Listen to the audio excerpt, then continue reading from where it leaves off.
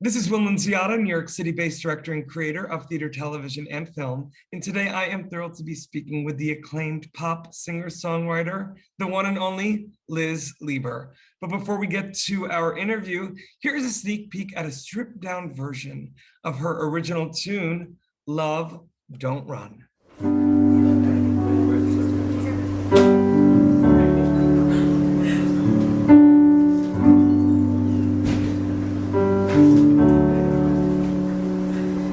You carry the weight of the world. It weighs down your smile and your curves. You run on a fraction of what you deserve. You carry the weight of the world. I know that this life got you down. The sun keeps on shutting you out. Slave to the pavement and lost in the crowd. I know that this life got you down, but you don't have to face it alone. When your light runs out, I won't, 'cause love. Well, hello, Liz. How are you? I'm good. How are you? It's nice to meet you. Nice to meet you, Liz, finally. And I'm so excited that the audience got a sneak peek of your amazing talent. Talk to me a little bit about the impetus behind you writing Love, Don't Run.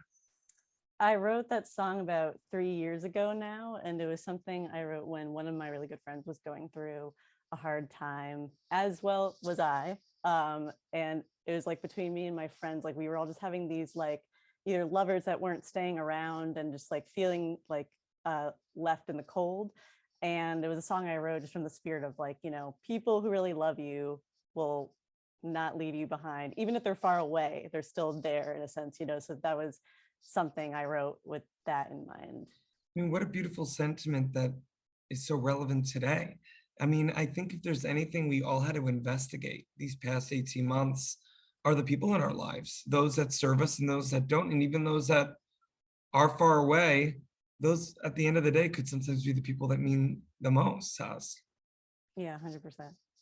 That was just me on my soapbox reflecting. I love it. I love a good soapbox.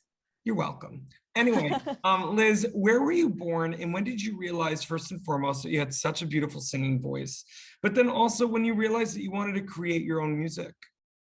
Well, when I came out of the womb, I was singing. No, I'm kidding. I was. So me and you both, baby. I was born in Boston. And I mean, I actually was singing for a pretty young age. I started taking voice lessons and whatnot, I'd say around like 4th grade or so. So it's been Where in Boston? Brooklyn. Like I went to Boston College, so I went to Boston University. We'll duke it out later, but we love it. Keep going. So I was born in Boston, and I really got into singing after doing a lot of like theater when I was younger. I went to performing arts camp. I also did like a summer like arts day camp when I was really young. And so I just knew between like the music that my parents would play, which was a lot of musical theater, and I would say a lot of pop as well, like Billy Joel, Elton John, that kind of vibe. I just like realized I really like love music and I wanted to sing. And my brother is also a pianist, so like he inspired me too. And so yeah, I started singing like 4th grade onwards. I was like taking voice lessons, and I started like classical training in theater, and then started doing pop like later on in life. But yeah, I love it. It's my favorite thing. And now I'm writing songs, which I love just as much, or maybe even more. I love it. Well, listen, Liz, I want to know, were there any songs that you were able to write during the pandemic that we haven't heard yet that you may be prepping to release that you can give us a little, I don't know, behind the scenes sneak peek with?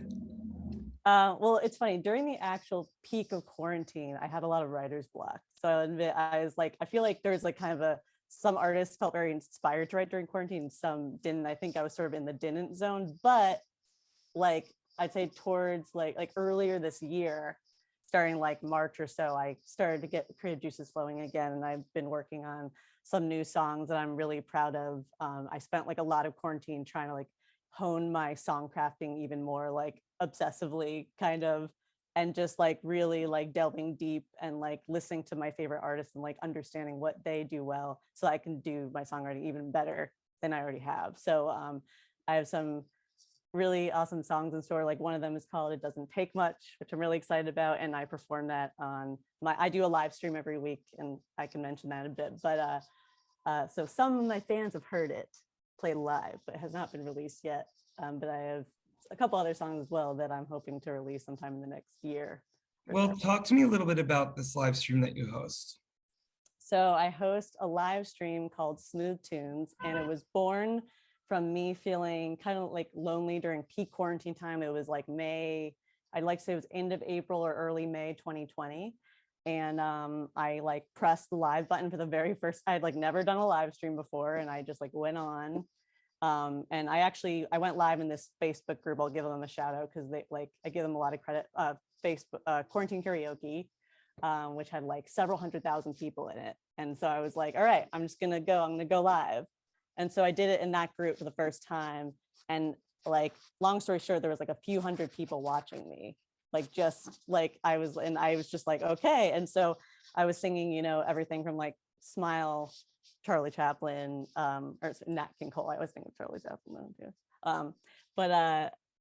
And also like, you know, Over the Rainbow and things like that to like comfort people, because I knew I needed the comfort, and so I wanted to spread that to everyone else. So basically that eventually led to me then going live on my own music page on Facebook. And so I started doing this like every Wednesday night. And so every Wednesday night at 9:30 p.m. I go live on my Facebook page, and I call it Smooth Tunes. And it's really fun and goofy.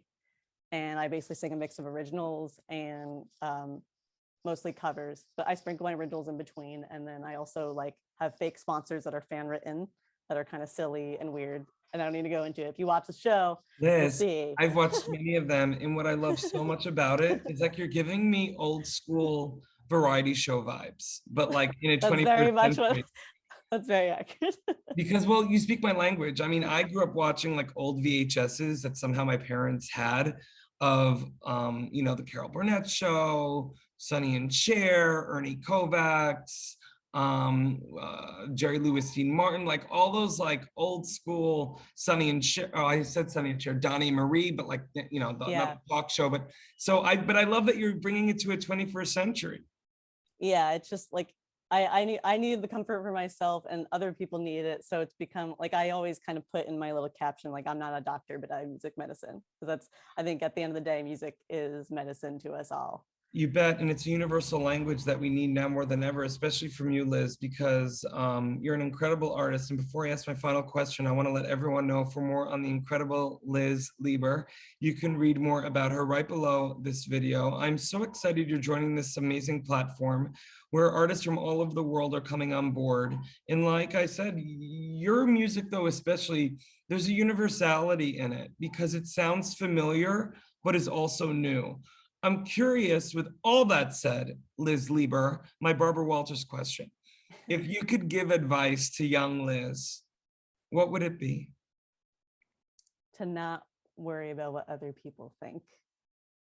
I think, you know, it's something we hear over and over again, but every year that passes, that becomes like clear to me that it's so easy to get caught up in like what other people are creating and doing. And it's really good to pay attention to that because they can be wonderful sources of inspiration, but also to like keep listening to that voice in your head and whatever it's saying or singing, and just like keep going with that and don't be afraid.